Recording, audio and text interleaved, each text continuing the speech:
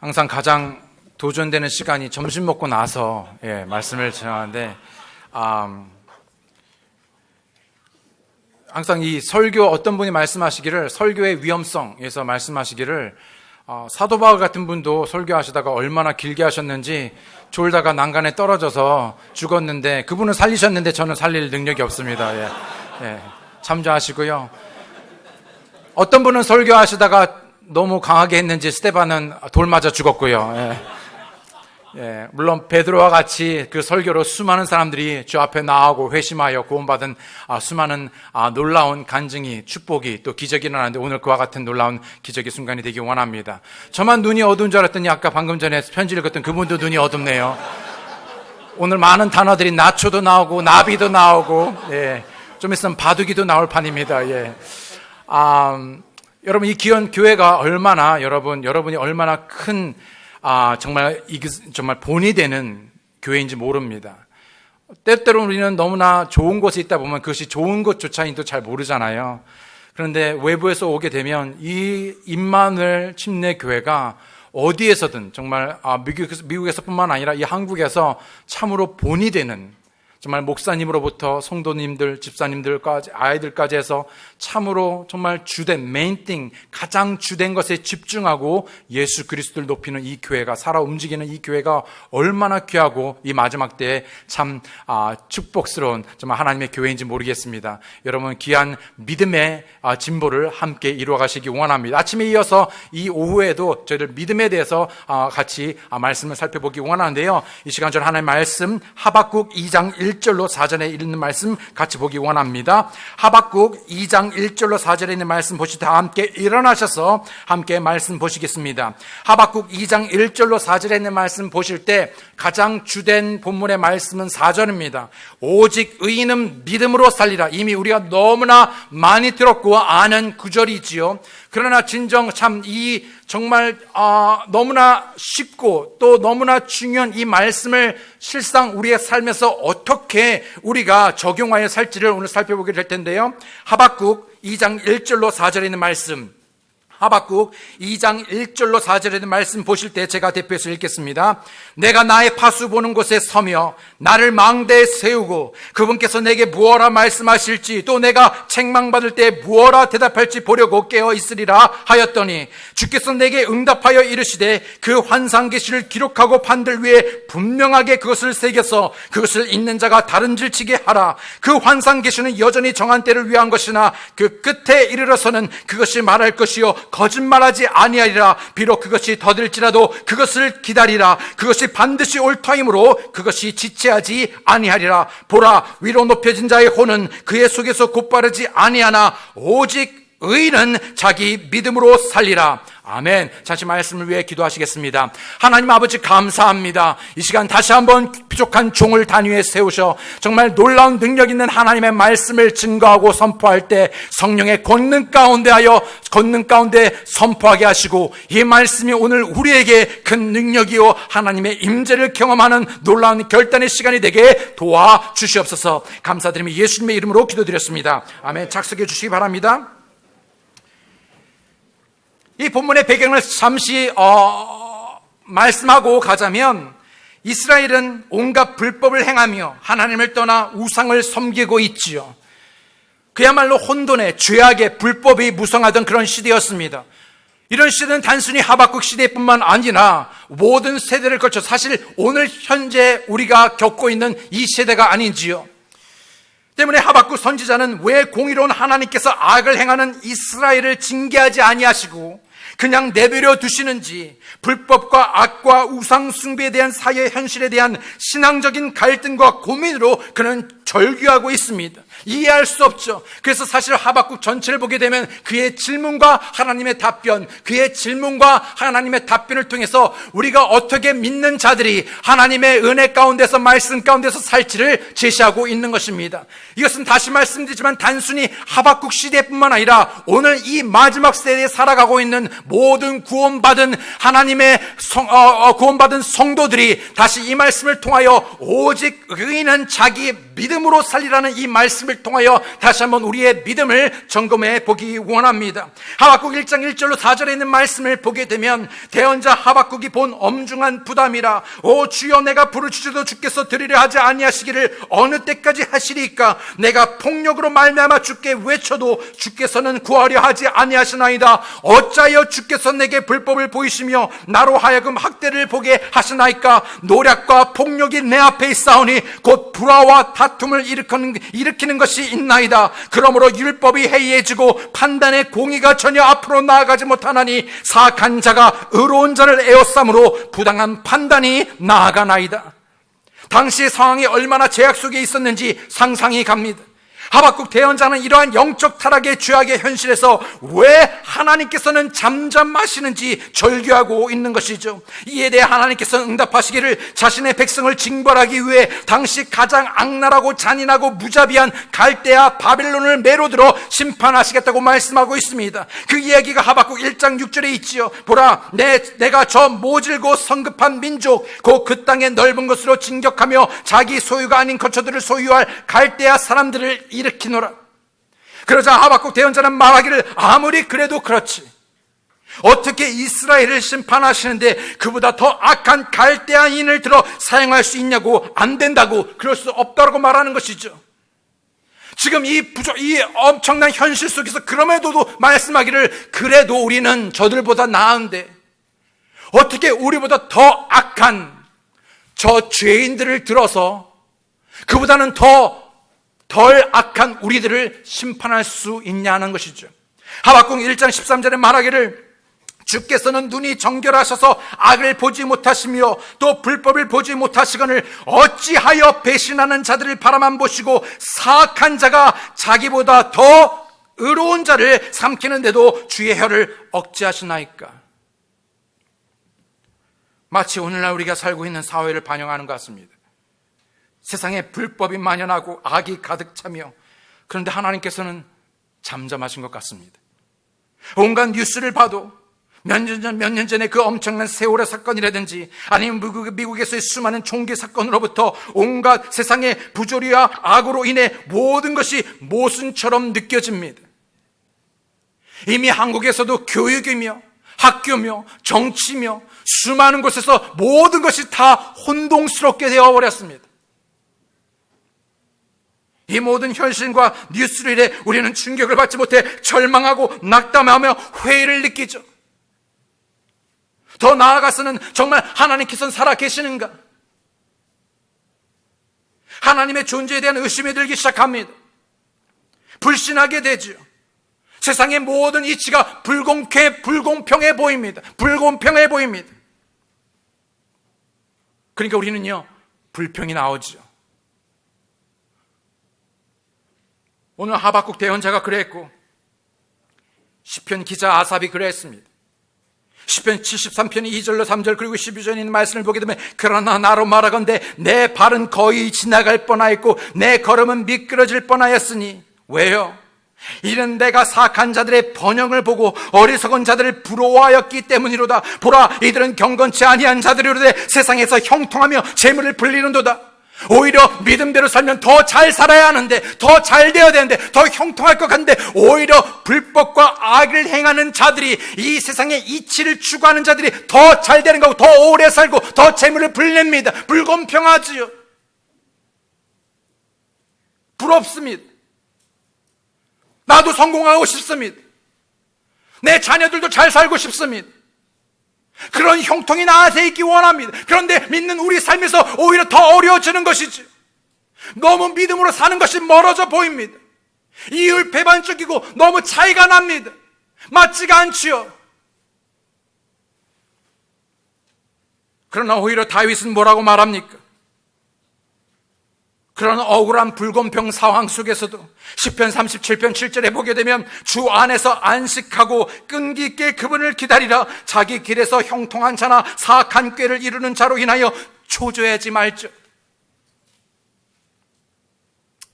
오늘 하나님께서도 분명히 말씀하시기를 하나님의 의를 이루고 성취하시겠다고 말씀하고 계십니다.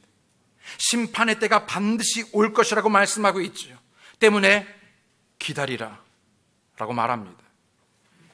그 환상 계시는 여전히 정한 때를 위한 것이나 그 끝에 이르러서는 그것이 말할 것이요 거짓말하지 아니하리라. 비록 그것이 더딜지라도 그것을 기다리라. 그것이 반드시 올 터이므로 그것이 지체하지 아니하리라. 그러면서 하나님께서는 왜의 대답을 주지 않고요, 왜 하나님 우리의 삶에 이런 고통이, 왜 우리의 삶에 이런 불공평이, 왜 우리의 삶에 이런 악이, 그건 답으로 왜에 대한 답을 주시는 것이 아니라 하나님께서는 오히려 그 가운데서 우리가 어떻게 살아야 되는지를 말씀하고 있습니다. 왜가 아닌 어떻게 믿는 자로서 살아야 하는가. 그러면서 오직 의인은 자기 믿음으로 살 것이다. 그럼에도 불구하고 오직 의인은 자기 믿음으로 살 것이다. 무엇인가 절망스러운 세상에서 우리는 왜라고 말하지만 하나님께서는 우리에게 어떻게 살 것인가. 우리가 사는 유일한 방법은 밥심으로 사는 것도 아니에요. 영양제나 보약으로 사는 것도 아니에요. 자식독으로 사는 것도 아니에요. 물질로 사는 것도 아닙니다. 오직 의인은, 우리가 사는 방법은 오직 의인은 자기 믿음으로 사는 것입니다. 의인이 되는 것도 오직 믿음으로 되는 것이고, 의인이 바라는 것도 오직 믿음으로 성취되고, 의인이 누리는 축복도 오직 믿음으로 누리게 되기에 오직 의인은 자기 믿음으로 사는 것입니다. 다시 하죠. 오직 의인은 자기 믿음으로 살리라. 졸리시나요? 다시 한번 합니다. 예, 준비되셨습니까? 오직 의인은 자기 믿음으로 살리라. 아멘. 아멘. 비로소 하박국 대언자는 오직 의인은 믿음으로 산다는 하나님의 말씀을 듣고 그의 마음이 달라지게 됩니다. 그의 관점이 달라지게 되었죠. 그의 영적인 눈이 떠지게 됩니다. 그러면서 하나님의 보이지 않던 영광이 보입니다. 여러분, 하나님의 그 악한 세대에 하나님의 영광이 없었습니까? 아니요, 있었죠. 보지 못했을 뿐입니다. 그런데 하나님의 말씀을 통하여 그의 눈이 열리면서 하나님의 영광을 보기 시작합니다. 하박국 2장 14절에 보기를 물들이 바다를 덮은 것 같이 주의 영광을 아는 지식이 땅에 가득하리로다. 처음 하박국 대언자는 세상의 불법과 강포만 보았습니다. 악인이 의인의 것을 빼앗고 형통하고 잘 사는 것을 보았죠. 그러나 이제 그에게 이런 것은 보이지 않게 되었습니다. 오히려 하나님의 영광만이 보이게 되었죠. 살아 역사하시는 하나님을 보게 됩니다. 하나님의 승리를 보게 되었죠. 세상의 권력이나 명예나 어떤 분은 아무것도 아니라는 것을 깨닫게 되었습니다. 하나님 앞에 왜라고 소리치던 그가 이제는 이렇게 고백합니다. 하박국 2장 20절에 그러나 주는 자신의 거룩한 전에 있으니 온 땅은 그의 앞에서 잠잠할지니라. 그 전에는 열매 있고 없음으로 낙심이 되었는데요, 이제는 더 이상 그것이 문제가 되지 않게 되었습니다. 그 전에는 먹을 것이 없고 감람나무에 소출이 없고 외양간에 소가 없으며 들에 양떼가 없는 것이 문제가 되었는데 이제는 더 이상 그것이 문제가 되지 않게 되었습니다. 이 세상의 풍파도 아니요, 불황도 아니요, 집이 없어서도 아니요, 실패도 좌절의 대상이 될 수 없었습니다. 악인의 형통함도 문제가 되지 않았습니다. 오히려 그럼에도 불구하고 그는 기뻐하고 감사하게 되었지요. 기뻐하게 되었습니다. 오직 구원의 하나님으로 인해, 그분 한 분만으로 인해 기뻐하게 되었죠. 그분만의 나의 힘이 되었습니다. 위로가 되었습니다. 능력이 되었습니다. 그러면서 그는 고백하기를 오직 의인은 자기 믿음으로 살리라. 아멘. 그렇다면 믿음으로 산다고 할 때 믿음이란 무엇입니까? 여러분 믿음으로 사는 게 무엇입니까? 한번 생각해 보셨습니까? 미션이라 잘 안 하야죠? 아멘, 아멘, 아멘, 아멘. 여러분, 그러면 믿는 겁니까? 남보다 더 세게. 여러분, 믿는다는 것, 여러분, 믿음으로 사는 게 도대체 무엇입니까? 여러분, 믿음으로 너무 막연하지 않습니까? 그러니까 너무 막연하니까요, 막연한 믿음을 가지고 있습니다. 오늘 본문의 말씀을 통해서 아주 간단하게, 여러분, 비몽사몽간에도 알아들을 수 있고 마음에 담아갈 수 있도록 아주 간단한 세 가지 원리를 말합니다. 자, 믿음으로 산다는 것은 첫 번째로요, 아주 쉽게 이렇습니다. 버티는 것입니다. 예, 너무 이상하죠. 예, 너무 황당하죠. 예, 맞습니다. 예, 그런 반응. 예, 뭐 심오한 뭔가 나올 것 같은데 믿음은 버티는 것입니다. 예, 믿음은 버티는 것입니다. 오늘 본문에 나오는 믿음이란 단어의 원어는 잘 들으십시오. 에무나라는 단어를 쓰고 있는데 이 에무나는요, 버티다, 견디다, 믿는다 라는 뜻이 있습니다. 다시 말해 믿으니까 견디고 버티는 것입니다. 에무나는 아멘과 같은 어근으로서 버티다, 견고하다라는 의미입니다. 이것은 어떤 사실을 믿는 것 그 이상으로 그의 삶, 그의 인격, 그의 태도가 믿음직스러우며 견고하여 흔들리지 않는 것을 가르쳐 에무나, 버티는 것. 다시 말해 오직 의인은 자기 믿음으로 살리라 했을 때 이것은 어떠한 일이 있어도, 어떠한 상황과 어떤 환경에 있어도 흔들리지 않고 물러서지 않고 포기하지 않고 주저하지 않고 버티는 것, 견디는 것, 자기 자리를 지키는 것. 최근에 가디나에서 30여 년 목회하시는 최은주 목사님, 여러분도 혹시 아실지 모르겠습니다. 어떻게 그런 긴 세월 사역을 했습니까? 했더니요, 이 최은주 목사님 허허 웃으면서요, 그냥 버틴 것이지요. 그분이 제 설교를 보았는지 왜 그 사역의 어려움과 그런 게 없었겠습니까? 굴곡이 그런데요, 버텼습니다. 그 말은 다시 말하면요, 믿음인 것이지요. 여러분, 왜 우리가 믿음의 삶을 사는 동안에 왜 그만두고, 왜 포기하고, 왜 자리를, 그래서 다시 하나님부터 등을 쥐고 세상의 길로 가려는 왜 그런 유혹이 없겠습니까? 그러나 여러분, 그럼에도 불구하고 오직 의인은 자기 믿음으로 살리라 했었을 때 버티는 것. 이것은 뭐뭐 때문에도 아니고 환경이 되니까도 아니고 어떤 것에 있고 없고의 문제가 아니고 풍파가 일든 이해가 되든 되지 않든 불의가 난무하든 악이 성행해도 하나님을 경배하는 예배의 자리, 섬김의 자리를 떠나지 않는 것, 진실한 것 여전히 드리고 찬양하고 감사하고 그럼에도 하나님의 말씀을 붙들고 믿고 순종하며 따르는 것, 에무나. 에무나의 믿음을 이해하기 위해서 성경에서 나오는 예들을 네 가지 예를 살펴보겠습니다. 첫 번째, 이 동일한 에무나의 단어가 어디에서 쓰였는지 보게 되면요, 첫 번째는요, 출애굽기 12장 12절에 있는 말씀입니다. 출애굽기 12장 12절에 있는 말씀, 여러분 잘 아시다시피 아멜렉 족속을 상대해서요, 지금 모세가 손을 들어 기도하고 있고 여호수아가 백성들과 함께 나아가서 이기는데, 이 전쟁의 승패가 어디에 있습니까? 모세의 손이 그대로 있으면 승리하고 내려가면 지게 되는 것입니다. 근데 여러분, 본인은 아니지만 옛날이지만 아이들 잘못하면 뭐해요? 저기 가서 손 들고 서 있어 이렇게 합니다. 그러면요, 이게 뭐 별것도 아니죠. 막 웃습니다. 그러다가 한 5분 지나면요, 온몸이 꼬이면서 막 난리가 납니다. 막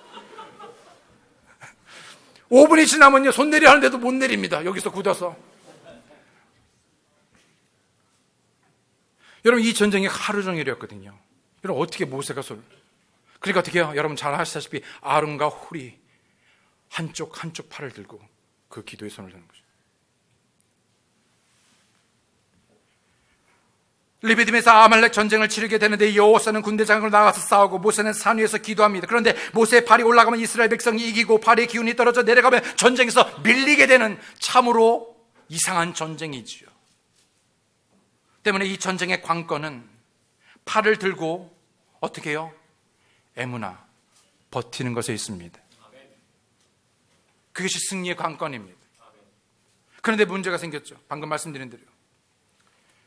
출애굽기 12장 12절에 그러나 모세의 손이 무거워지매 그들이 돌을 가져다가 그의 밑에 놓아 그가 그 위에 앉게 하고 아론과 홀이 하나는 이 편에서 다른 하나는 저 편에서 그의 손을 붙들어 올렸더니 그의 손이 해가 질 때까지 그대로 있더라. His hands were steady. 여기에서 이 말이 무슨 말이냐면요, steady, 에무나입니다. 이것은 손이 들려 그대로 가만히 있었던 것이 아니라 내려오는 팔을 들고 버티는 것. 여러분, 혹 여러분 삶에서 기도하는 그 삶이 그냥 멈추고 뒤로 돌이키고 싶은 그때 다시 버티고 기도하는 것, 말씀 보는 것, 예배하는 것, 전도 나가는 것, 어려운 상황에서도 더 드리는 것, 섬기는 것, 에무나. 우리의 삶은 영적 정전터이죠. 우리의 싸움은 혈과 육이 아닌 이 세상의 권세 잡은 자 곧 사단과의 영적 전쟁 중입니다. 이때 우리가 기도를 멈추거나 포기하는 것이 아니라 버티고 견디고 지속한다면, 기도한다면 비로소 승리하게 되며 이것이 바로 에무나의 믿음인 것이죠. 모세가 피곤한 팔을 끝까지 버텼던 것처럼 우리도 버텨야 합니다. 버텨야 합니다. 견뎌야 합니다. 믿어야 합니다. 오직 의인은 자기 믿음으로 살리라. 두 번째 예는요, 오늘 본문의 하박국 2장 4절입니다. 즉 믿음으로 버티는 것. 오늘 본문의 말씀은 다시 말한다면 이렇습니다. 오직 의인은 그의 버팀으로 살리라. 이렇게 해석할 수 있겠습니다. 오직 의인은 그의 버팀으로 살리라. 하나님의 약속을 받고 하나님을 믿는 자는 그 약속이 비록 더디 성취된다 할지라도, 비록 지체된다 할지라도, 비록 그것이 세상의 원리와 상반된다 할지라도, 그것이 내 때에 이루어지지 않고 내 방법대로 되지 않는다 할지라도 그 약속이 성취될 때까지, 그 약속의 말씀이 이루어질 때까지 끝까지 버티면서 살아야 하는 것입니다. 여러분, 하나님의 말씀은 절대로 실수가 없으시죠. 실수가 없습니다. 반드시 하나님의 입에서 나온 말씀은 반드시 믿는 자에게, 그리고 하나님의 때에 반드시 이루어지게 되는 것입니다. 단 우리가 포기치 않고 우리가 끝까지 버티면입니다. 믿음이 없는 자는 버티지 못하고 그 약속을 중도에서 포기할 것입니다. 그러나 믿음이 있는 자는 그 약속이 이루어진 날까지 끝까지 그 약속을 붙들고 버틸 것입니다. 이것은 수동적인 믿음이 아니죠. 마지못해 기다리는 믿음이 아닙니다. 하나님의 약속하신 말씀을 날마다 붙들고 의지적으로 힘을 다해, 온 마음을 다해, 온 생각을 다해, 나의 모든 것을 다해 버티는 것 때문에 비록 무화과 나무가 꽃을 피우지 못하고 포도나무에 열매가 없으며 올리브나무에 수고의 열매가 없고 밭이 먹을 것을 내지 아니하며 우리에서 양떼가 끊어지고 외양간에 소떼가 없을지라도 버티는 것입니다. 우리의 힘 대신 여호와 하나님을 믿고 그 믿음으로 견디는 것, 그 믿음 때문에 그 믿음으로 하루를 살아가다 보면 하나님께서 반드시 놀라운 하나님의 일을 우리 안에 이루시는 것입니다. 세 번째 예는 역대상 9장 22절에 있는 예입니다. 역대상 9장 22절. 에무나는 성실히 감당해야 할 직분을 말할 때도 똑같은 단어를 썼습니다. 역대상 9장 22절에 보면 선정되어 문에서 문지기가 된 이들은 모두 222명이며 이들은 그들의 마을에서 그들의 계보대로 계수된 자들이더라. 다윗과 선견자 사무엘이 전에 그들을 임명하여 그들의 정해진 직무를 맡겼더라 했을 때 이 직무, 그들을 임명하여 그들의 정해진 직무를 맡겼더라. In their set office. 이 단어가 에무나입니다. 직무, 직분. 역대상 9장 31절에도 보게 되면 고라 족속 살롬의 맏아들 곧 레이 사람들 중에 하나인 마띠디아는 냄비로 만드는 것들을 감독하는 정해진 직무를 맡았고 했었을 때 에무나 단어를 썼습니다.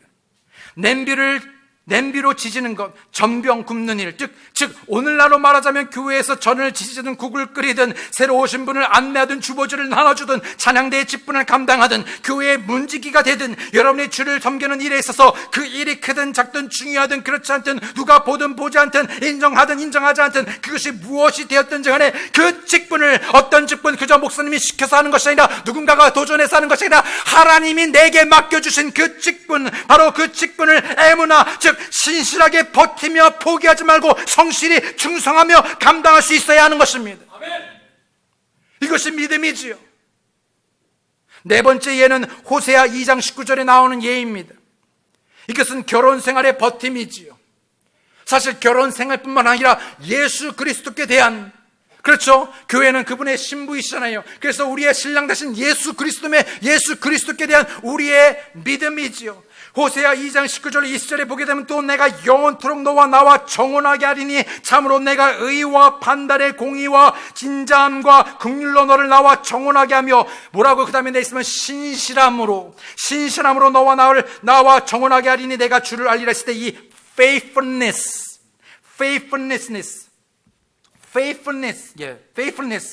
신실함, 믿음으로 믿음으로 충만케 된 신실함, 믿음입니다. 똑같은 애무나 단어를 썼죠. 하나님께서 호세를 선택하여 간음을 저지른 장녀 고멜을 아내로 삼게 하신 것은 그런 아내라 할지라도 그녀에게 성실하게 버티며 사랑하라는 것이었죠. 그런데 이것은 하나님께서 고멜과 같은 우리를 빗대어 하신 말씀이었습니다. 우리의 조건과 상태에 상관없이, 자격이 있고 없고에 상관없이 사랑을 받을 만해서가 아니라 그럼에도 불구하고 우리가 아직 죄인 되었을 때 우리를 향한 사랑을 확증하여 보여주셨죠. 우리를 단 한 번도 포기하지 아니하시고 신실하게 애문화해 주셨습니다. 우리를 참아주시고 인내해 주셨고 그분의 자비와 긍휼은 아침마다 새로우며 끝이 없고 무궁하다고 말씀하고 있습니다. 뿐만 아니라 여러분, 우리의 가정에서 가장 중요한 하나님과의 관계 이후에 가장 우선순위 되는 관계, 바로 남편으로서, 아내로서. 남편들이 아내들을 신실함으로 예수님께서 죽기까지 사랑하신 것처럼 아내를 사랑하시기 바랍니다. 한 분 대답하셨습니다. 이쪽에서도 살짝 찔림이 있어서 아멘 이렇게 하셨습니다.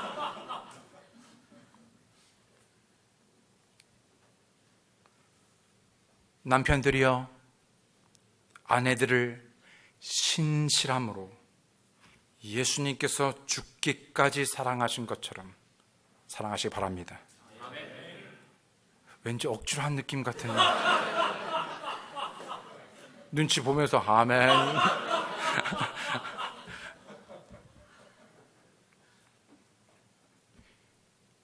저희 결혼 생활에서도 한때 위기가 있었습니다. 너무 사는 게 어려워서 아침 새벽부터 밤늦게까지. 이민의 삶이 좀 그렇습니다. 사는 게 아니라 마치 생존하는 것 같아요. 그러다 보니까는 관계를 위해서 뭔가를 투자를 하지 않다 보니까 그게 자꾸 결국은 나중에 그게 문제가 돼서 하나님께서 오늘 아침에도 말했지만은 한 번에 사실 아까쯤에 2015년도가 아니라 2005년이었습니다. 다시 시작합니다. 예. 어떤 분이 저한테서 목사님, 이렇게는 하지 않았지만, 저희 결혼 관계에서 어려움이 있었을 때 그날 아침에 또 다른 아침에 메시지가 뭐냐면요, 결혼 관계에 대한데요. 하나님께서 저한테 이 말씀을 줘요. 항상 아내가 자기를 사랑하냐고. 사랑하니까 결혼했지. 저는 항상 과거로 말해요. 사랑했으니까 했고 사랑했으니까 했는데 항상 아내는 사랑하냐는 것이죠. 많이 동감하십니까? 그러니까 이게 안 맞는 거죠. 근데 하나님께서 뭐라고 하냐면요, 죽기까지. 죽지는 않았거든요. 죽기까지 하나님을 신실하게 사랑하는 것입니다. 아내들이여,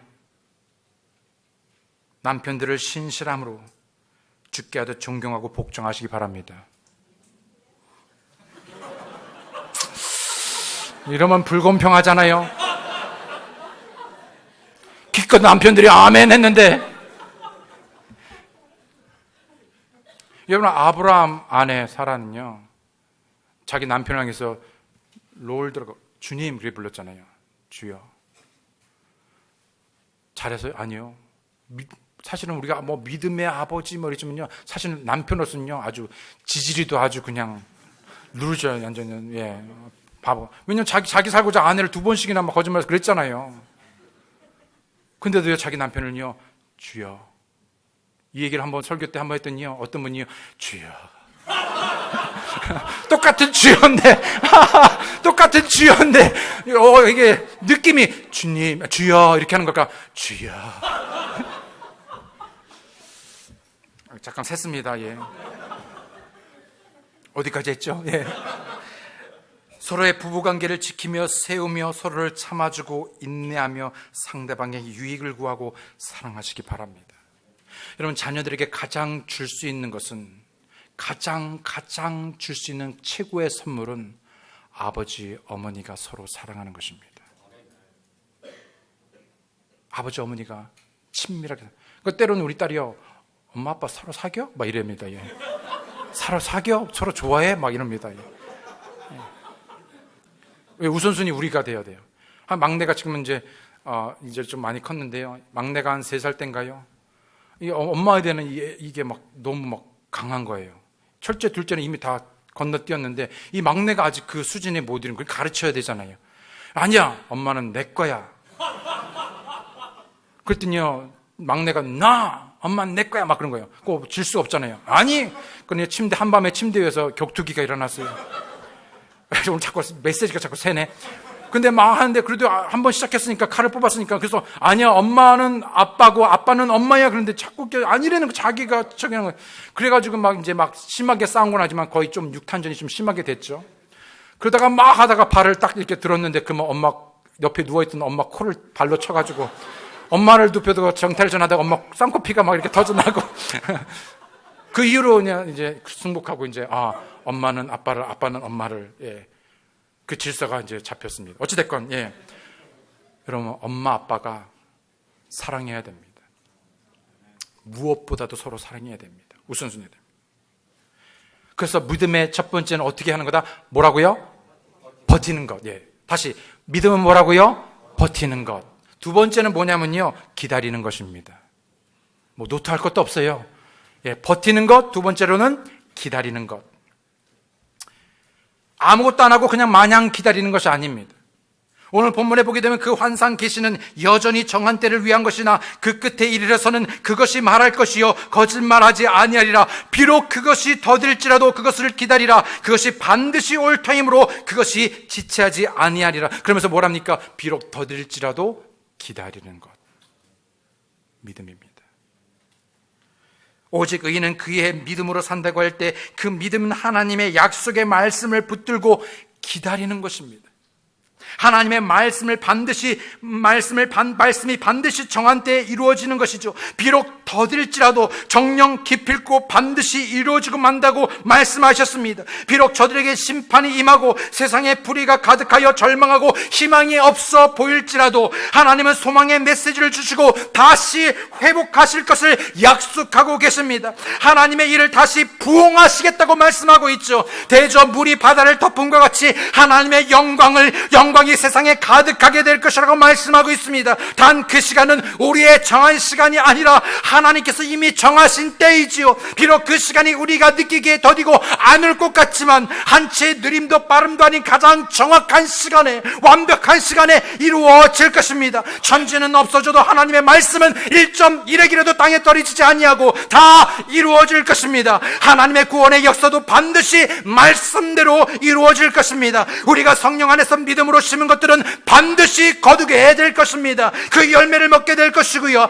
하나님께서 모든 선악간에 그리고 우리의 모든 행위에 따라 갚아주시고 심판하실 것입니다. 11조를 지키면 우리의 창고를 차고 넘치게 하시겠다는 말씀에 대해 우리가 믿고 버티고 드리면 행하면 반드시 하나님의 정한 때에 넘쳐나게 할 것입니다. 우리가 영혼을 위해 기도하고 전도한다면 반드시 영혼을 얻게 될 것입니다. 눈물을 흘리며 씨 뿌리고 나간 자는 반드시 기쁨으로 단을 거두게 될 것입니다. 어느 누군가는 예수님의 다시 오심이 더디다고 어디 있냐고 말할지 모르지만 우리 주 예수 그리스도께서는 이 세상의 심판자로 곧 다시 오실 것입니다.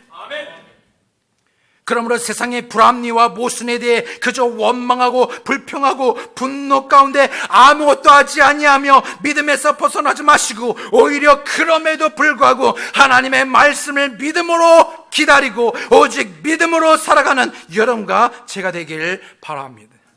인내는 우리의 소망을 이루게 할 것입니다. 로마서 5장 3절로 4절에 있는 말씀을 보게 되면 그리할 뿐만 아니라 우리가 환난도 기뻐하나니 환난은 인내를, 인내는 체험은 소망을 이루는 줄 우리가 아노라. 오직 의인은 그의 믿음으로 살리라. 주의 약속의 말씀을 붙들고 기다리시면 반드시 하나님의 때에, 하나님께서 가장 알맞은 때에 가장 선한 일들을 우리 안에 이루어 주실 것입니다. 마지막으로 세 번째로, 첫 번째는 뭐라고요? 버티는 것. 두 번째는 기다리는 것. 마지막으로 세 번째는 바라보는 것입니다. 바라보는 것. 현실이 아닌, 현실의 삶이 아닌 영혼의 삶을 바라보는 것입니다. 여러분, 최근에 현실이 아닌 영혼을 바라보신 적이 언제이던가요?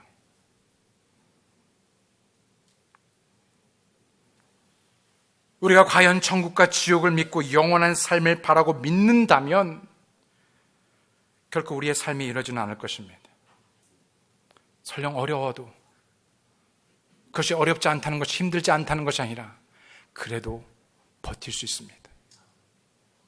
이것이 영원한 것이 아니니, 진짜 영원한 것은, 가장 좋은 것은 우리를 기다리고 있으니까요. 믿음이 없는 삶을 살지 않을 것입니다. 그렇다면 우리가 진짜로 믿는다면, 천국과 지옥을 믿고 영원한 보상을, 영원한 천국을 믿는다면 우리의 삶에 추구하는 바, 가치관, 목적 어디에 있겠습니까? 한 번만 옆으로 설교를 더 빠져서 한번 얘기하면요, 청소년, 청년 여러분, 의사, 변호사, 그건 누구나 할 수 있습니다. 누구나 할 수 있습니다. 목사님 아니던데요. 예, 집중하십시오. 예. 누구나 할 수 있습니다. 그러나 목사, 선교사는 아무나 할 수 있는 게 아닙니다. 오직 그것을 믿음으로 보는 사람, 진짜 영혼을 믿는 사람은 자신의 삶을 그렇게 드릴 것입니다. 그것은 가치 있습니다. 가치 있습니다. 그를 위해서 부모님들, 그 아이들이 그런 결정을 내리도록 그렇게 교육하시기 바랍니다. 격려하시기 바랍니다. 같은 것을 바라보시기 바랍니다. 여러분, 오해하지 마십시오. 이 김현웅 목사님 오셔가지고 괜히 우리 아들 공부 잘하고 있는데 괜히 막 바람 넣어가지고, 여러분, 그 얘기 아닙니다. 물론 그 외의 것들 하실 수 있고 또 그 부분이 필요한 분들을 또 하셔야 됩니다. 그러나 그 외에도 여러분, 누군가가 여러분 정말 영원한 가치를 위해서 정말 자신의 삶을 들여서 정말 잃어버린 영혼들을 주께 인도하는, 물론 꼭 목사만 하고 그렇지 않은 건 아는 게 아니라 우리가 그리스도인으로서 정말 영원한 것을 추구하여 우리의 드림이나 우리의 시간이나 우리의 삶이 영원한 것을 바라보며 그곳에 초점을 맞추며 살아가야 한다는 것이지요. 우리가 사는 방법은 오직 믿음으로 뿐입니다. 여러분, 아브라함이 보십시오. 그는 이미 거부였습니다. 많은 것을 가졌죠. 믿음도 좋았습니다. 그렇죠. 그런데 여러분, 히브리서 11장에 보시게 되면요, 여러분, 그렇게 부자면요, 그냥 맨션 같은 거 짓고, 여러분, 좋은 차 타도, 지금 말하자면, 여러분, 별로 그렇게 저기 하지 않습니다. 왜? 이미 그래도 돈이 많으니까. 또 텍스 리턴도 받고, 등등. 미국에서는요. 근데 아브라함이 어디서 사셨는지 아십니까? 궁색맞게도 텐트에 살았습니다. 그게 뭐 하는 일이에요, 도대체? 돈이 없는 것도 아니고. 자기만 텐트에 살아야 되는데 자기 아들 이삭도 텐트에 살았습니다. 장막. 자기 아들뿐만 아니라 그 아들, 손자까지도 그렇게 살아요. 왜요? 이 세상은 자기 집이 아니고 여기에 안주하는 것이 아니라 더 좋은 본향, 영원한 곳에서요, 영원한 것을 바라보고 그것을 위해 살았기 때문에 이게 중요하지 않습니다. 그리고 하나님께서 예배하신 a city, 한 도시를 사모하며 그것을 바라보고 살았습니다. 그럼에도 우리는요, 영혼을 바라보는 믿음이 아닌 자꾸만 현실에 안주하고 이 세상에 매달리는 삶을 살아갑니다. 어느덧이요. 목사도 그렇고 누구도 다 그렇습니다.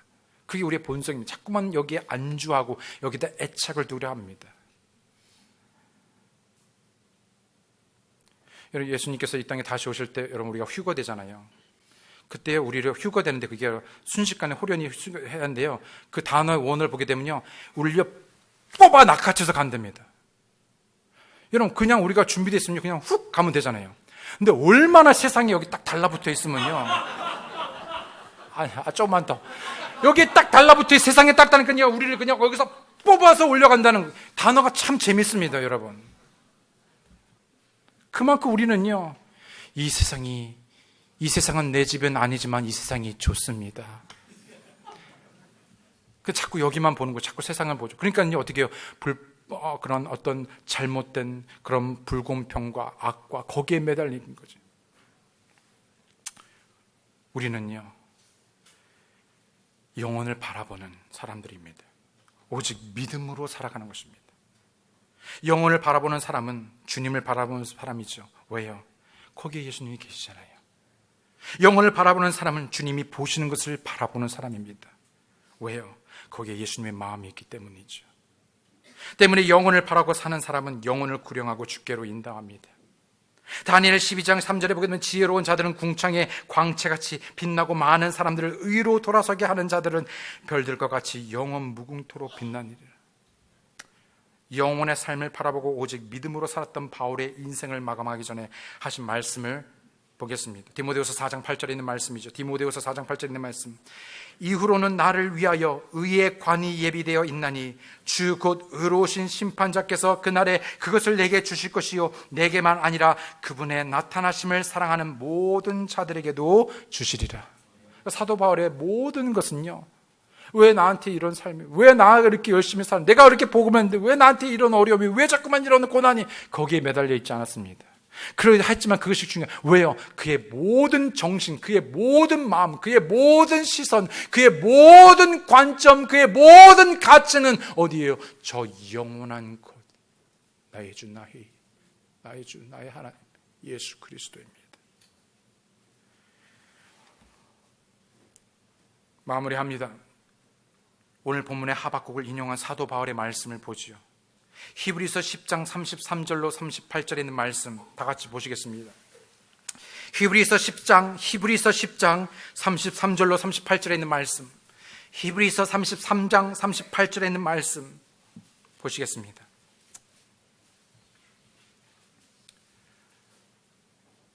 한편으로는 너희가 비방과 고난으로 말미암아 구경거리가 되었고, 또 한편으로는 그렇게 취급받는 자들과 사귀는 자들이 되었으니 너에게 하늘에 더 낫고 영구한 실체가 있는 줄 너희 자신이 알므로 결박 중에 있는 나를 너희가 불쌍히 여겼고 너희 재산을 노략당하는 것도 기쁘게 여겼느니라.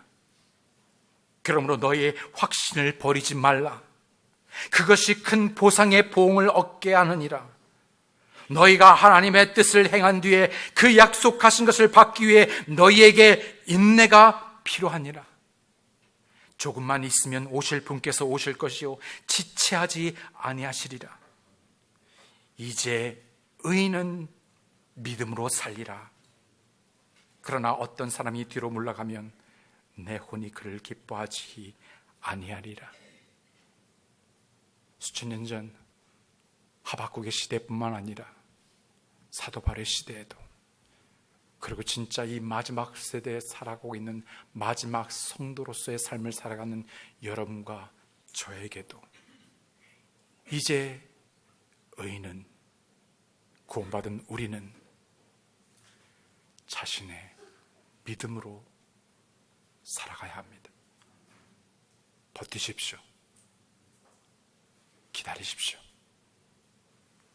바라보시기 바랍니다. 기도하시겠습니다.